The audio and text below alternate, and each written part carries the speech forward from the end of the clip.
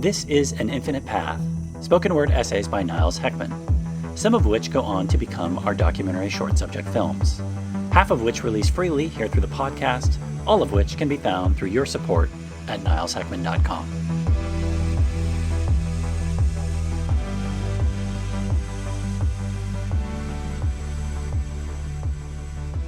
An archetype is a pattern older than any one culture or story, a primordial shape in the collective psyche that keeps reappearing in myths, fairy tales, dreams, or art, and proliferates across geography and ages. Characters, images, and motifs that recur not because someone invented them, but because they are expressions of structures somewhat timelessly present in the human mind. They're not rigid scripts, but more like the strongest gravitational fields or vortexes in the landscape of human imagination. They pull stories, symbols, and personalities into recognizable forms. Humanoid, animal, god, but the details differ through civilizations. As shapeshifters, they don't exist as neat singular entities, but as dynamics of energy that appear in different guises depending upon the time or the location. A hero in one culture may be a dragon slayer, in another a wandering ascetic. A great mother may manifest as a caring elderly woman, or even a devouring witch, or even the nourishing earth. From a more mystical vantage, archetypes can be seen as the language of the collective unconscious, meaning the hidden mind of humanity dreaming itself across millennia. They are the bridges between the individual psyche and the great ocean of shared meaning. And from a metaphysical perspective, archetypes often reveal themselves with uncanny vividness, appearing not as personal hallucinations, but as presences woven in the grammar of being.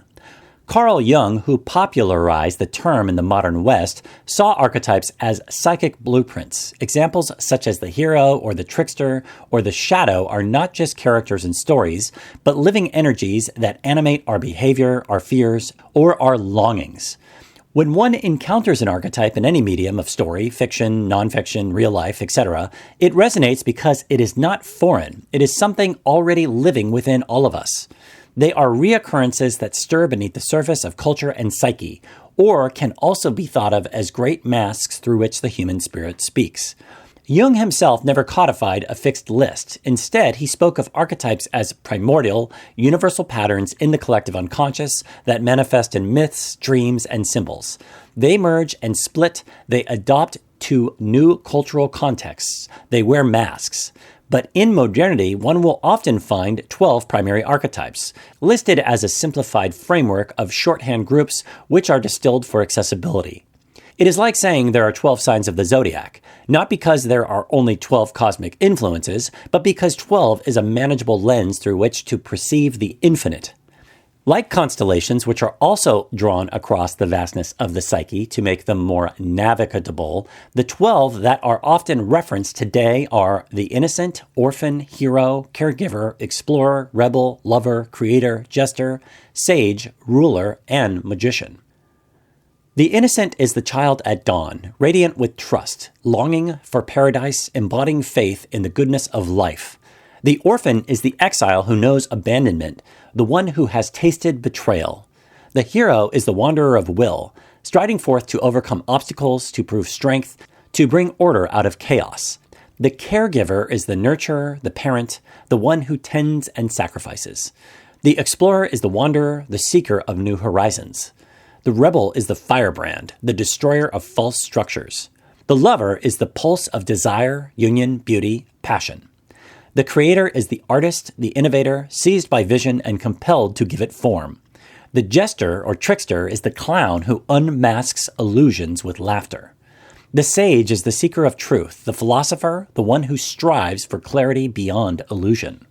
The ruler is the king, the queen, the sovereign who seeks order and structure. The magician is the shaman, the alchemist, the transformer of reality.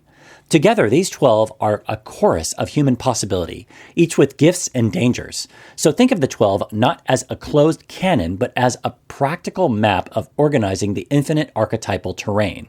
Beyond them, there are countless others, some culturally specific, some universal, all alive with the collective imagination. Some additional ones which abound in the wider Jungian tradition are the shadow, the anima animus, the wise old man, the great mother, the child, the self, and more. They don't always slot neatly into the 12, but they're no less essential. Yet to really grasp archetypes, we must stop thinking of them as fixed categories, like items in a filing cabinet, and instead recognize them as living forces, autonomous powers within the psyche that are not abstractions but living energies, ancient as the collective unconscious itself. They appear not only in stories we hear, but also unconsciously inhabited in people within the drama of our lives. Each of us is a theater where the 12 act out their eternal play. Sometimes the lover takes the lead, sometimes the rebel storms the stage, sometimes the sage speaks through us. So here's the catch. An archetype is not a thing one sees so much as a lens they look through. We don't encounter the hero, we encounter someone who we interpret as fitting the hero pattern. To know primary archetypes is to know our inner dramatis persona, the gods and goddesses who move within us as an ocean of forces waiting to be recognized, shaping our choices, our desires, our fears. To know them is to know ourselves more deeply, to see that life is not a linear march, but a dance amongst archetypes. Sometimes we are the hero, sometimes the fool, sometimes the magician, sometimes the lover. To say, the rebel has arrived, the lover is stirring, the shadow is rising. Because when one recognizes them, they are less likely to be possessed by them unconsciously and more able to dance with them creatively. Each contains both light and shadow and can thus change over time. The hero can become tyrant, the caregiver can become martyr, the sage can become cold, and the rebel destructive. If one is evolving and improving, they will be going through individualization, meaning living the most consciously and uniquely, part of which requires not banishing these archetypes, but to more dance with them in life, to recognize when one has seized the stage, and to invite others into balance. So, an archetype is both ancient and immediate, both inside us and larger than us. It is the reoccurring face of humanity's inner truth, wearing different masks in different ages, but always reminding us that beneath the surface differences, our stories are branches from the same deep root. Since an arc, meaning first principle, is older than us, they had long ago woven into the very structure of consciousness. Not invented, but discovered. For to discover an archetype is to encounter something that feels both intimate and cosmic at once, with our personal story suddenly aligning with an external drama. This is why people feel seized by archetypal expressions. It is as if something larger than the ego has taken the stage, demanding expression. That's why myths and religions recycle these figures endlessly. They are ways of dramatizing inner energies.